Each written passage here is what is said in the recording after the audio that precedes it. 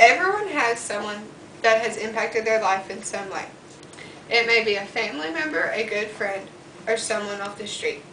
They may have made you look at something in a new perspective or made you realize you were heading down a different path that was not very good for you. No matter what, there is always someone that will touch your life in some way. I've had the same best friend since I was in pre-kindergarten. We used to do everything together, and some would even say we looked like sisters. We always had the same friends, hung out with the same guys, and even dated best friends once. Then in the middle of high school, we started to go in two different directions in life. But on December 29, 2008, around 10:30 p.m., everything would change. She had gotten into a wreck and had broken every bone in her left leg, broken her right femur and her pelvic bone in 3 places. Then around 3 o'clock the next day, she slipped into a coma. Then we got the bad news that she had fat embolism, which is where the fat in the bone marrow can leak into the bloodstream, and can go either into the heart or the brain. In her case, it went to the brain and caused little strokes. It was like having your best friend just ripped out of your life. Looking at her just lying there was the worst thing, and her not knowing what was going on and not being able to breathe on her own. She stayed in a coma for 4 months. In those 4 months, she had opened her eyes and started moving around. She was improving tremendously, and the therapists were standing her up and trying to get her to speak. I would go up there every week and try to get her to say I love you in sign language and blow kisses to people. For the most part, she learned, and every day there would be something to be impressed by.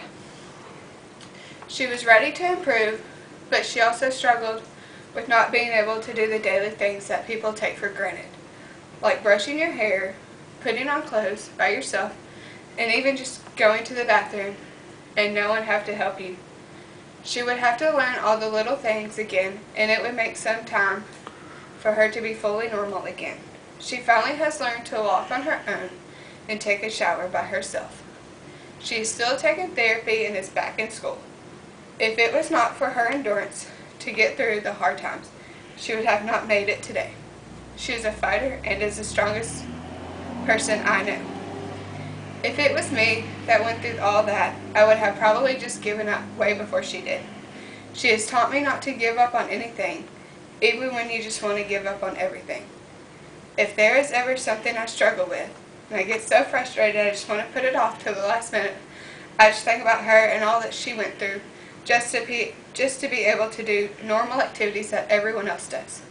She has taught me not to take daily tasks for granted, to always be grateful for everything in life, and live like there is no tomorrow, because in an instant it can be easily taken away. She is the biggest inspiration to me and anyone else who knows her story. She has made me realize no matter what we all go through, we will always be there for each other through thick and thin and in the hard times. She has inspired me to make best friends, because friends and family are what you need to get the strength to be able to make it through the hard times and tragedies.